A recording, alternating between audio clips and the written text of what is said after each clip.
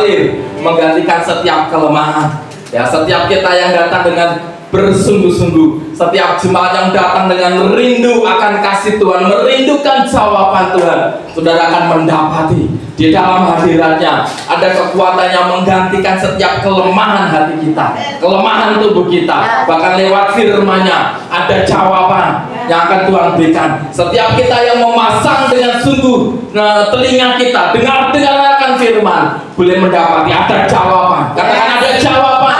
Yang aku terima lewat firman-Nya pagi ini. Yang sepakat katakan amin. Haleluya. Saya terus rindu membawa setiap saudara terus memiliki respon hati yang akurat terhadap setiap firman yang Tuhan singkapkan, sehingga firman gak berlalu begitu saja, tetapi firman boleh menjadi dasar yang teguh di dalam kehidupan jemaat Tuhan. Sehingga ketika saudara berjalan, saudara tidak lagi berjalan memakai logika akal manusiawi, saudara tidak lagi memakai naluri yang sudah mungkin terbangun bertahun-tahun, ya, tetapi saudara mulai memakai firman, saudara mulai mendengarkan apa kata Roh Kudus ketika saudara berjalan, supaya perjalananmu tidak tersesat, supaya apa yang saudara kerjakan tidak gagal. Halo, amin. Saya merindukan dan saya percaya saudara juga rindu setiap pekerjaan tanganmu berhasil. Halo, amin. Halo, amin. Setiap langkah perjalanan saudara berhasil, beruntung. Itu sebabnya saudara perlu memasang sikap hati yang akurat terhadap setiap firman. Sebab lewat firman-Nya kita akan mendapati adanya arahan-arahan secara pribadi. Kita melihat bagaimana Abraham mendapati lewat firman, lewat pernyataan Roh Kudus, ada arahan-arahan secara pribadi yang membawa Abraham terus menggenapi setiap rencana dan kehendak Tuhan. Ya, setiap langkah yang diambil tidak bermasalah. Ya, walaupun tidak ada pilihan, walaupun di depannya ada banyak pilihan, artinya tidak tergantung situasi dan kondisi yang kita alami. Mau ada pilihan atau tidak, kalau hidup kita benar, kalau hidup kita dipimpin oleh Roh Kudus, kemanapun kita berjalan, disitulah tangan Tuhan akan mendesain, tangan Tuhan akan merekayasa setiap situasi dan kondisi untuk memuluskan jalan kita, untuk meluruskan jalan hidup jemaat Tuhan, sehingga kita akan sampai pada tujuan yang Tuhan kehendaki. Ya, walaupun mungkin tanpa ada pilihan, saudara nggak punya pilihan, harus itu yang saudara ambil, jalan itu yang harus saudara tempuh. Tetapi karena hidupmu dipimpin oleh Roh Kudus, saudara tidak akan salah pilih. Itu yang terjadi atas kehidupan Abraham. Bagaimana dia mendapati bahwa lewat arahan firman, setiap langkah hidupnya akurat. Bahkan ketika dia memilihkan pasangan untuk anaknya Ishak, ya, luar biasa dengan caranya Tuhan. Yang dipikir oleh manusia itu menjadi sesuatu yang sulit, akan menjadi sesuatu yang tidak mudah, tapi buat Tuhan, ketika sudah ada otoritas mengalir, ada kuasa urapan mengalir, maka perjalanan hidup orang benar itu akan selalu diluruskan oleh Tuhan. Nggak usah susah-susah. Ya, hambanya mendapatkan calon istri yang tepat di kesempatan yang pertama, dan bukan orang yang salah. Ya, sudah dibawa ke tempat Abraham, salah, balik lagi ke sana cari lagi. Enggak. Ya, hambanya mendapatkan calon yang tepat pada kesempatan yang pertama dengan cara-cara yang tidak biasa. Apa yang dia inginkan, apa yang dia perkatakan di dalam hati, batin dan pikirannya, itulah yang terjadi. Itulah yang Tuhan nyatakan, sehingga hambanya ini gak perlu sulit-sulit, ya, mencari dari sekian banyak wanita, dari sekian banyak gadis yang ada, gak perlu dia bingung menentukan pilihan, karena Tuhan sendiri yang sudah menyodorkan, Tuhan sendiri yang menunjukkan pilihan yang tepat. Si hamba tinggal menjalani apa yang Tuhan kehendaki dalam hidupnya. Itu sebenarnya dia bersyukur, dia berkata, wah, aku bersyukur oleh karena penyertaan Tuhanku, Tuhan Abraham yang menunjukkan kasih setianya, sehingga aku bisa mendapatkan pasangan gadis yang tepat. Di dalam firman Allah berkata, gadis yang tepat untuk anaknya Ishak. Dan luar biasa ketika kita mendapati polanya, dan pola yang sama itu akan terus diteruskan.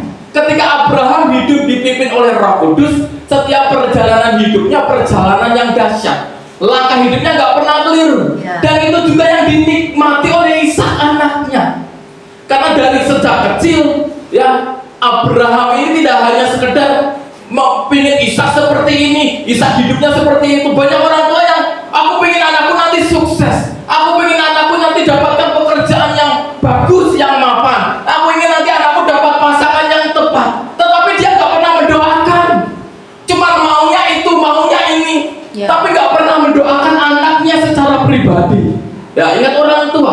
Ya, kami di sini hamba Tuhan hanya sekedar kami memperlengkapi, tetapi kuasa urapan berkat itu turun dari orang tua, ya, turun dari bapak, turun dari ayah. Saudara, kau perhatikan, ya, setiap orang tua, terutama laki-laki ayah, ketika dia tahu ajalnya sudah dekat, ketika dia tahu umurnya tidak akan lama lagi, dia kumpulkan anaknya, dia berkati anaknya.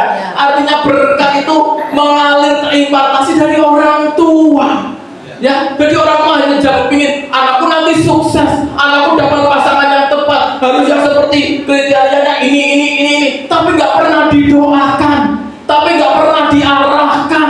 Lihat bagaimana anak bisa mengerti jalan yang harus dia pilih.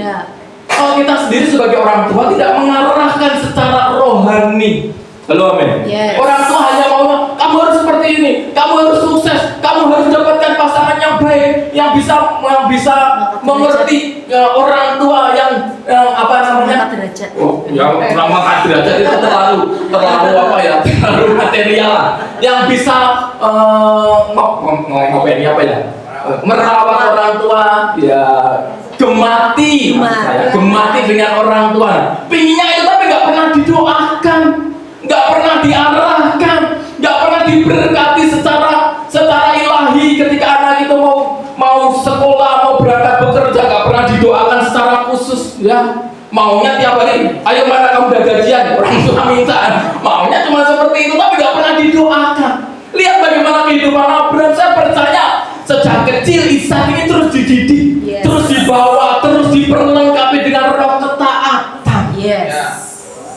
Itu terbukti bagaimana ketika dia masih kecil, dia harus dikorbankan. Ishak nggak berontak, Ishak tetap taat sampai pada dewasa. Ketika Abraham punya rencana untuk mencarikan jodoh buat Ishak, Ishak juga nggak berontak, Ishak juga tidak protes kepada ayahnya. Wah, aku punya pilihan sendiri kok, Papa kok ikut campur, aku sudah dewasa. Yes. Aku punya pilihan. Tetapi lihatlah bagaimana roh ketaatan itu terus melekat di dalam kehidupan Ishak.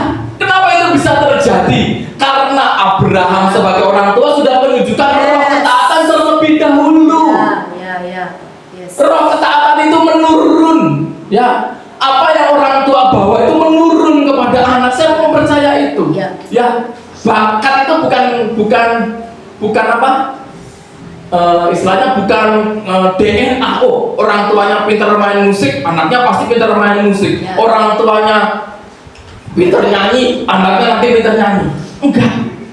Ya, itu terimpartasi di alam roh, bukan genetik, tetapi itu adalah kebiasaan yang diturunkan.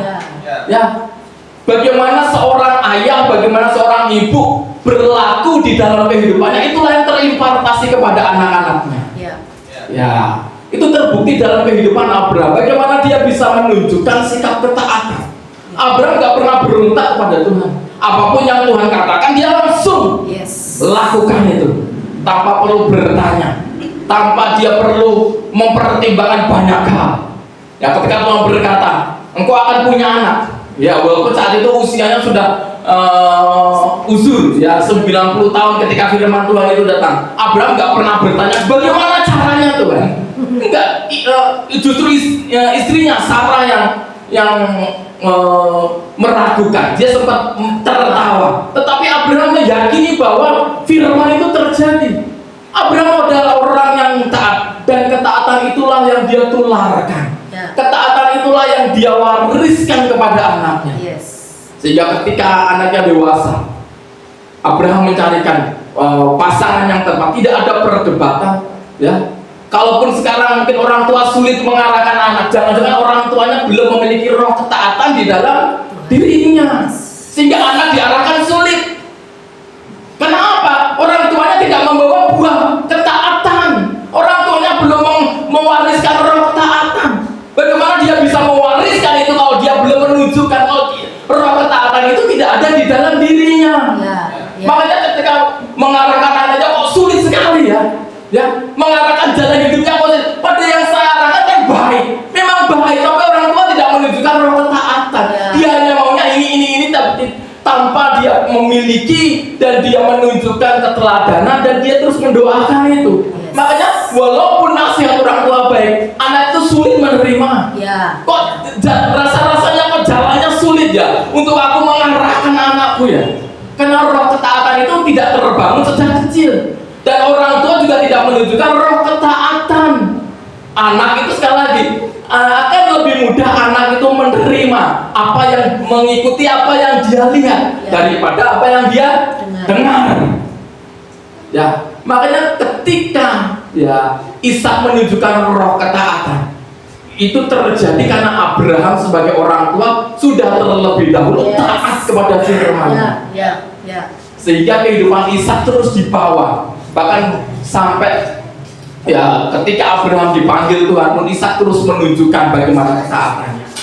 Coba kita akan lihat bagaimana kehidupan Ishak. Dari roh ketaatan itu dia hidupnya dipimpin oleh Roh Kudus. Kembali lagi, ya hidup ya dipimpin oleh Roh Kudus. Setiap keputusan yang diambil adalah keputusan yang tepat. Itu terjadi atas kehidupan Ishak. Coba kita buka di dalam kitab Kejadian ayat yang ke-26.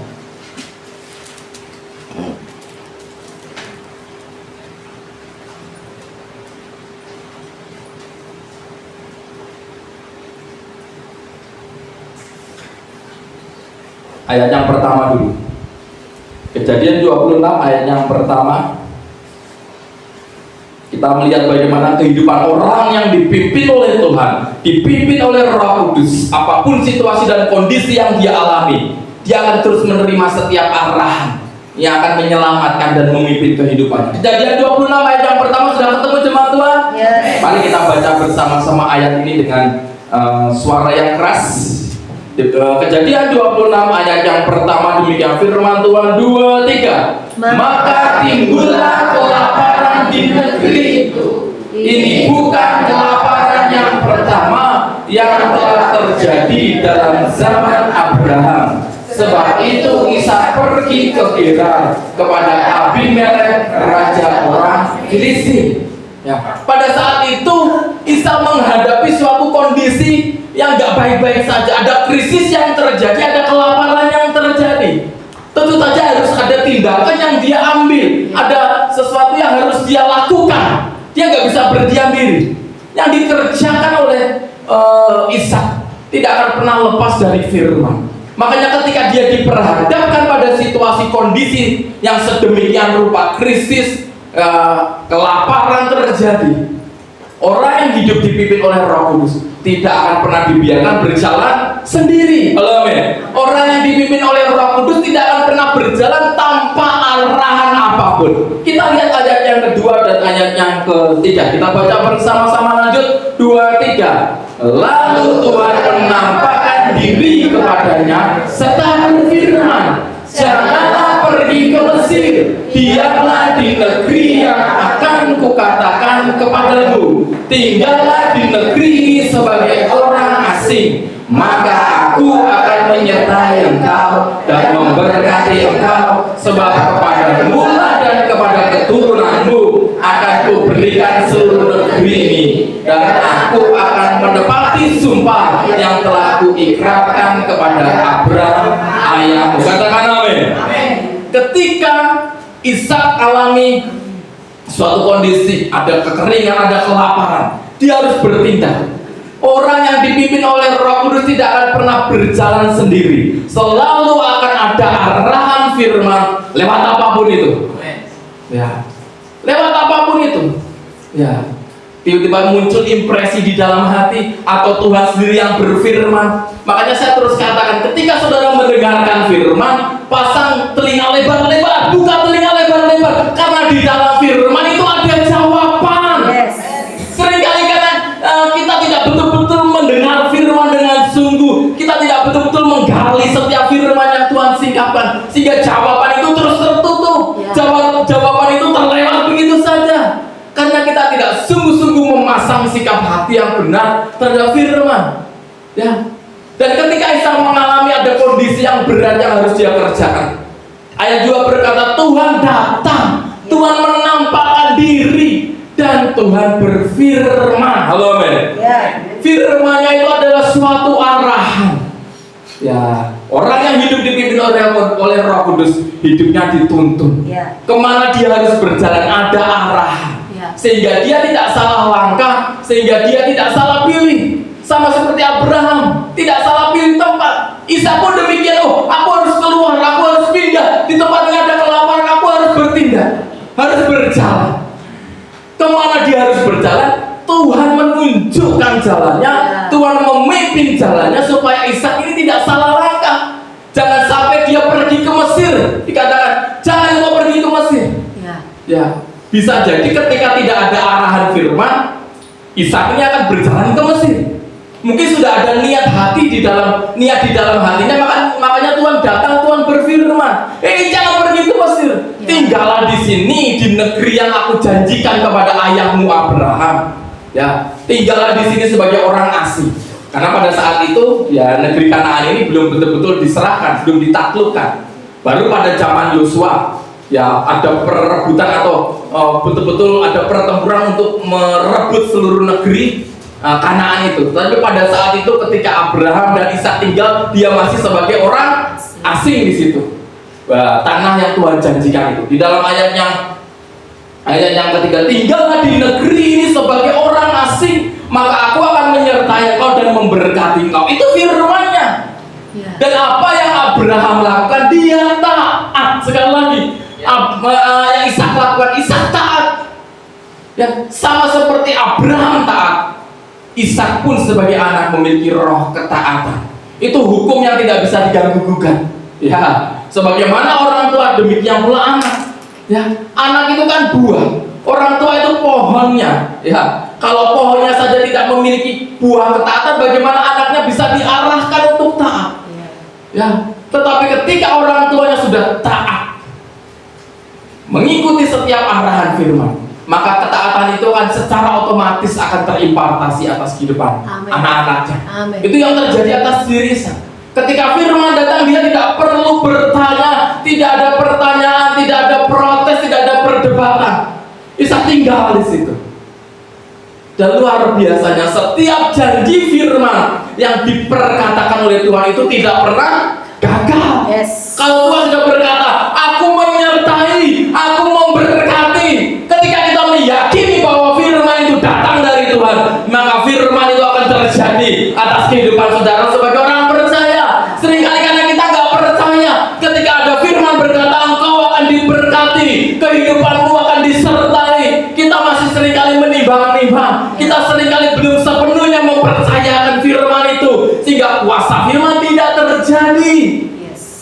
Untuk bisa menikmati firman, kuasa firman, saudara harus betul-betul percaya dan menerimanya dengan iman.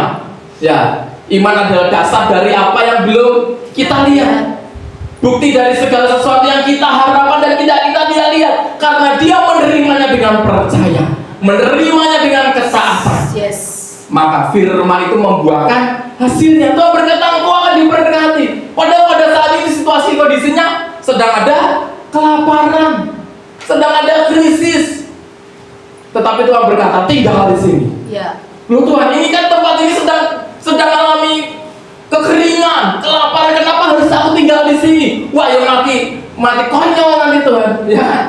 Situasi kondisinya lagi krisis, lagi ada kelaparan, kekeringan di negeri itu kok Tuhan katakan jangan pergi, tinggal di sini. Terus saya mau makan apa Tuhan? Mungkin logika orang yang normal akan berkata, Tuhan loh kok disuruh tinggal di sini? Harusnya saya pergi cari ke tempat yang di situ ada makanan, ada sumber makanan. Kok Tuhan katakan aku harus tinggal di sini? Secara logika akal manusiawi nggak masuk akal. Tetapi karena itu firman dan Ishak menerimanya dengan roh ketaatan. Makanya saya katakan ketaatan itu penting. Taat dan setia itu pesan saya di dalam ulang tahun ke-44. Taat dan setia. Saudara taat bagus, tapi gak punya saudara setia itu bagus, tapi gak punya roh ketaatan sama aja, gak ada hasilnya. Saudara yang Tuhan bertahun-tahun setia, menunjukkan kesetiaannya luar biasa, tetapi kesetiaan itu harus dibarengi, harus diiringi dengan roh ketaatan, supaya segala sesuatu yang saudara kerjakan itu berhasil. Ishak secara manusia mungkin dia meragukan, tetapi dia tidak pernah membantah apa yang Tuhan katakan. Dia mengikuti apa yang Tuhan mau. Coba lihat di dalam ayat yang ke-12.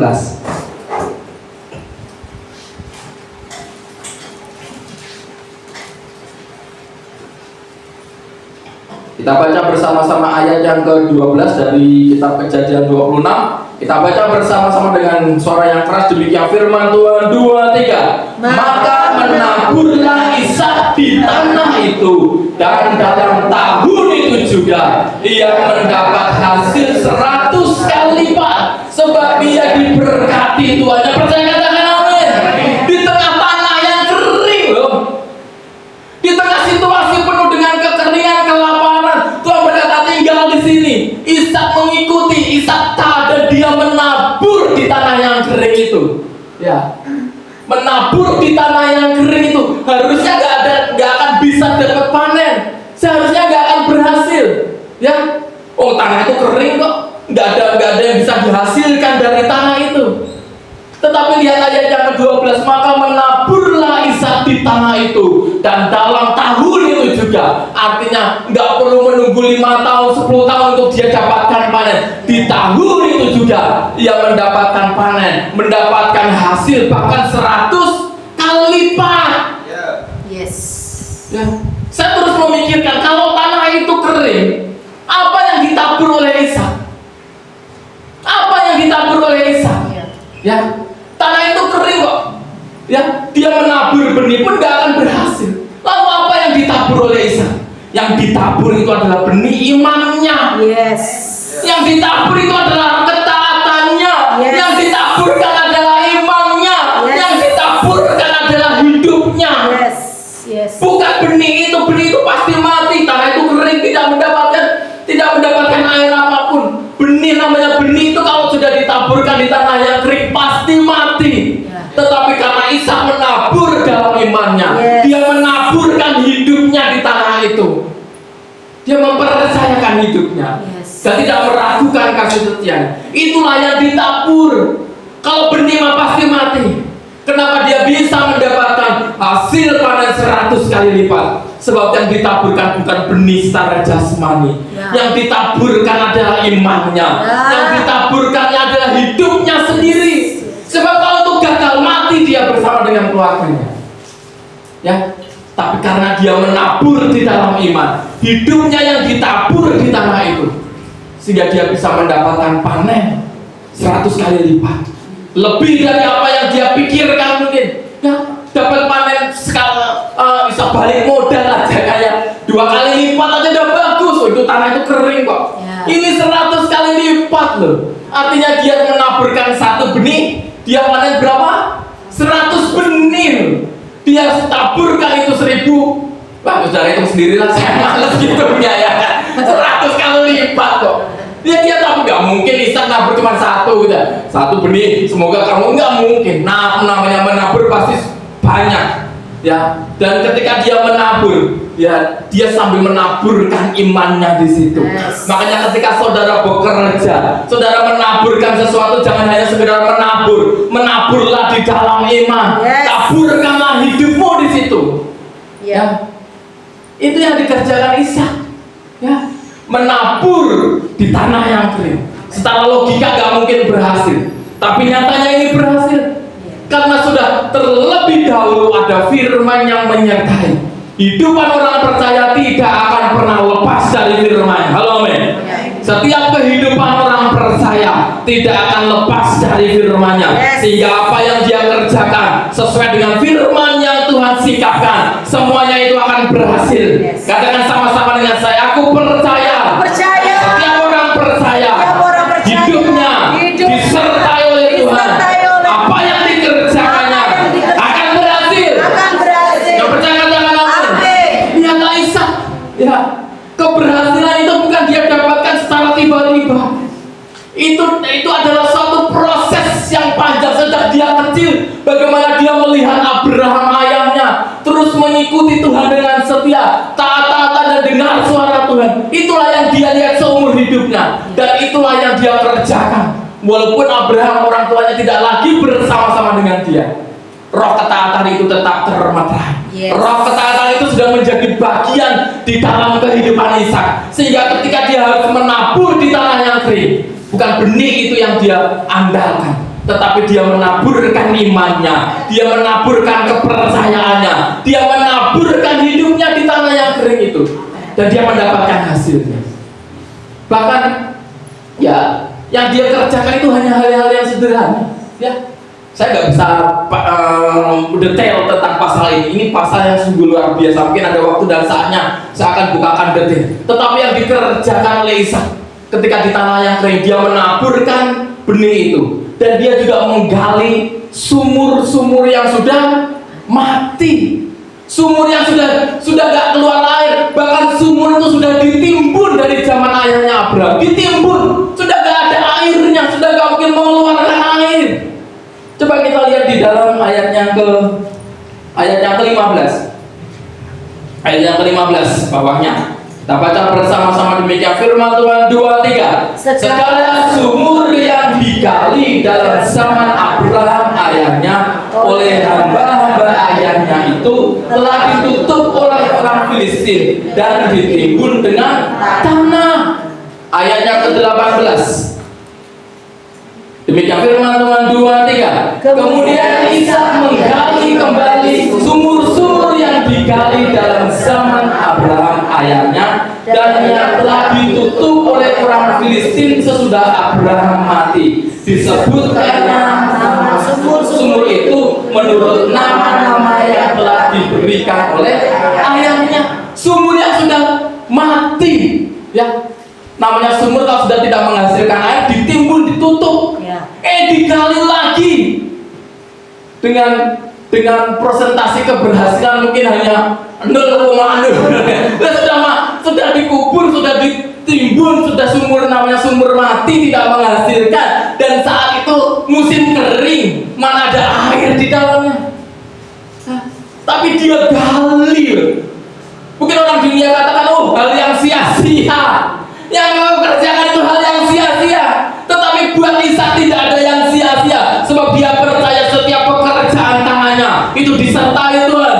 Bukan dia, tetapi roh yang hidup di dalamnya, Roh Kudus yang memimpin hidupnya. Itulah yang menjadikan setiap pekerjaannya berhasil. Mungkin saudara berkata, oh, pekerjaan yang kerjakan sekarang bukan pekerjaan yang bisa mendapatkan banyak hasil, pekerjaan yang sederhana. Mungkin buat orang di luar sana nggak bisa mendapatkan hasil apa-apa. Gak apa-apa, yang penting hidup saudara dipimpin oleh Tuhan. Yes. Mungkin buat orang dunia yang dikerjakan hal yang sia-sia, ya, cuma jual balon, cuma jual mainan. Cuma sekarang anak-anak nggak main balon, mainnya HP.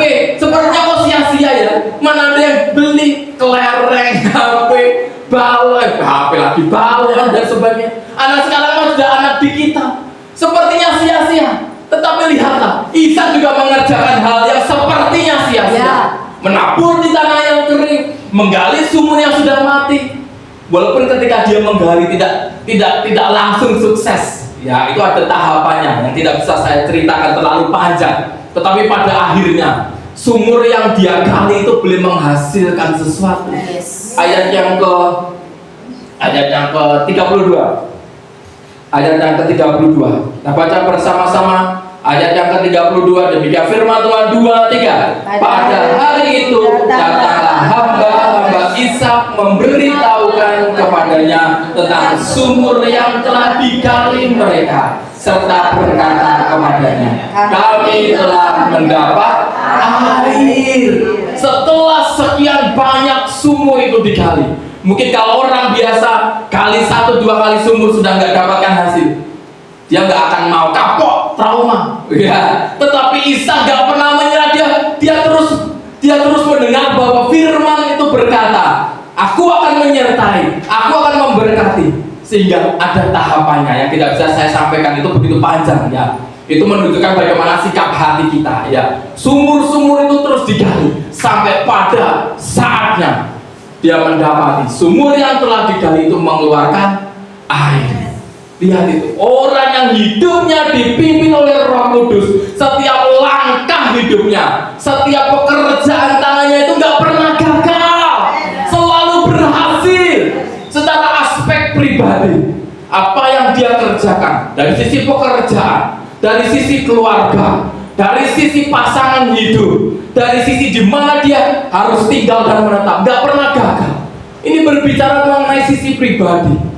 Ya, saya merindukan setiap saudara terus menyerahkan hidup saudara, sehingga setiap aspek pribadi, secara kesehatan, secara keuangan, secara keluarga, secara pekerjaan, saudara disertai Tuhan.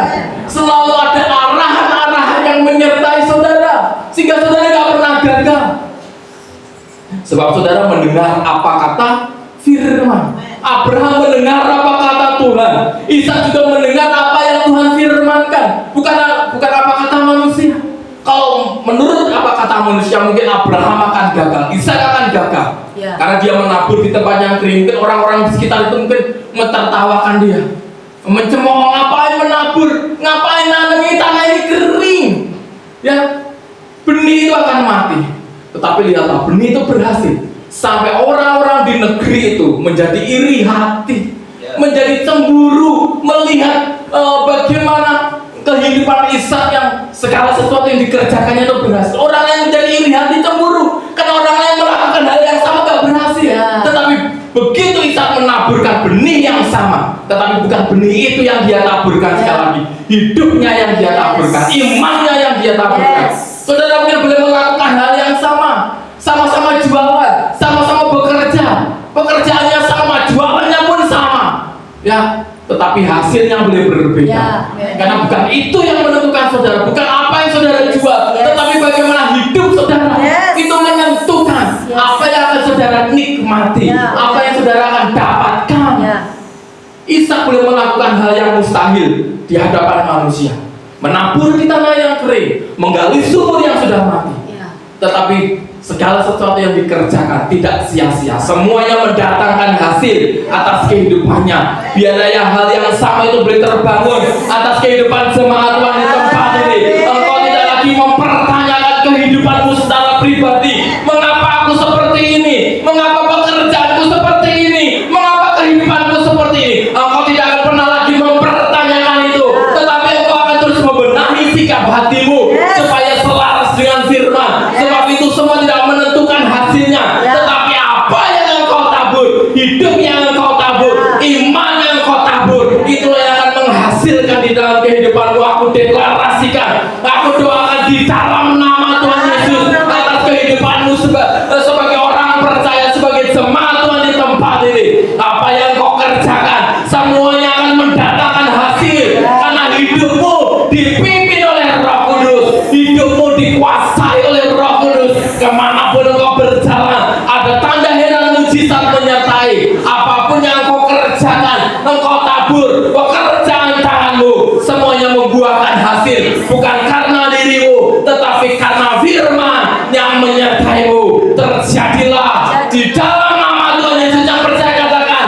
amin. Ya, mungkin zaman sekarang zaman yang susah, sudah berkata sekarang mau jualan apa ya?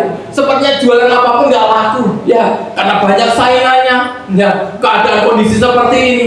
Itu kan buat mereka, tetapi buat anak-anak Tuhan bukan hukum dunia yang berlaku, tapi hukum firman. Makanya jangan taburkan sesuatu yang duniawi, ya, taburkan sesuatu yang ilahi. Ketika aku bekerja, tujuannya bukan hal-hal yang duniawi. Aku bekerja untuk jadi kaya, ya, bisa kaya, tetapi itu kan menjauhkan saudara dari kasih karunia Tuhan. Dunia bisa kasih saudara harta materi, tapi akan menjauhkan saudara dari kehendak Allah. Ya, dan berkat yang saudara terima itu tidak akan bisa saudara nikmati, akan terus membuat saudara nggak akan pernah puas, bahkan selalu kurang dan kurang dan kurang. Mungkin saudara berpikir, nanti kalau gajiku sudah segini, wah pasti nggak kekurangan. Nanti kalau pendapatanku dari usahaku sudah mencapai level segini, nggak akan kekurangan. Tetapi karena motivasi saudara hanya hal-hal dunia, yang saudara taburkan hanya keinginan dunia, sampai di level itu saudara nggak akan puas, dan nggak akan pernah cukup. Karena saudara bekerja, saudara berusaha hanya mengejarnya sesuatu yang duniawi, yang saudara taburkan sesuatu yang duniawi, nggak akan pernah puas, nggak akan pernah cukup. Tetapi ketika saudara bekerja, saudara mengerjakan itu bukan untuk manusia, tetapi untuk Tuhan. saudara bekerja dan lewat pekerjaan saudara diberkati. Ya, dan lewat pekerjaan itu saudara boleh menyaksikan Yes. bagaimana pekerjaan Tuhan yang dahsyat. Ya, kalau sudah motivasinya kita bukan untuk memegahkan, meninggikan kita, tetapi motivasinya lewat pekerjaanku, aku boleh menjadi berkat untuk orang lain. Lewat pekerjaanku nama Tuhan dipermuliakan. Ketika motivasinya saudara bukan hal-hal yang dunia, saudara bukan menaburkan hal-hal dunia, kesombongan, materi, jabatan, posisi, itu hal dunia. Tetapi ketika aku menaburkan hal-hal yang ilahi, maka walaupun saudara harus menabur di tanah yang kering, walaupun harus menggali sumur yang sudah mati, saudara tetap akan mendapatkan hasil. Bukan sembarang hasil, hasil yang berlimpah-limpah, 100 kali lipat. Itulah tanda orang yang dipenuhi atau dipimpin oleh Roh Kudus. Saudara jangan hanya mendengar cerita ini, saudara tidak hanya sekedar menjadi penonton bagaimana Abraham dan Ishak itu berhasil di dalam kehidupannya. Engkau harus mengalami. Yes. Halo, amin. Amin. Saudara harus mengalami sendiri. Yes. Jangan hanya kagum luar biasa Abraham, luar biasa Ishak. Jangan hanya sekedar engkau kagum, tapi jadilah pelaku firman. Jadilah orang-orang yang mengalami sendiri apa yang dialami oleh Ishak, apa yang dialami oleh Abraham. Allahnya sama kok. Ya. Ya, zamannya juga sama kok. Kemarin zamannya penuh dengan tantangan, zamannya penuh dengan kelaparan. Apa bedanya dengan zaman sekarang? Ya, rupiah sudah semakin melemah, sudah sampai 17.000. Udah ketir-ketir tuh. Orang perbankan sudah melihatnya, udah ngeri tuh. Aduh, 17.000. Kemarin masih 16.400, 16.500. Sekarang, ya, sekarang udah 17.000 lebih dolar itu. Secara keuangan, ya, wah ngeri itu. Ya ngeri, sudah menuju kepada inflasi. Tetapi ya kita percaya, ya kalau di zaman Isa ada Tuhan menolong orang percaya. Yes. Apalagi zaman sekarang, Yes. zaman Roh Kudus memimpin kehidupan orang percaya. Yes. Hal yang sama pasti terjadi. Yes. Katakan sama-sama dengan saya, hal yang sama, Hal yang sama. yang terjadi Yang terjadi. dalam diri Abraham, Diri Abraham. dalam hidup Ishak, Hidup pasti Ishak. terjadi Terjadi. di dalam kehidupanku, Kehidupanku. di dalam pekerjaanku, di dalam keluargaku. Terjadilah, terjadilah di dalam nama Tuhan Yesus. Yang percaya katakan amin. Amin. Pasti terjadi. Yes. Karena bukan saudara lagi, tetapi Kristus yang hidup di dalam saudara. Amin. Apa yang kau kerjakan? Jangan menabur hal-hal yang duniawi. Ya. Taburkanlah iman, taburkanlah hidup saudara. Ya. Lewat pekerjaan saudara diberkati, lewat rumah tangga saudara diberkati. Ya, belajarlah, miliki roh ketaatan. Hidup dipimpin oleh Roh Kudus itu hidup yang penuh dengan ketaatan. Sebab saudara bukan lagi mengikuti kehendak daging, kehendak manusiawi, tetapi keinginan roh itulah yang saudara ikuti. Ini menunjukkan bagaimana sikap ketaatan. Puji nama Tuhan, ini firman yang bisa saya sampaikan, ini menjadi berkat untuk setiap saudara.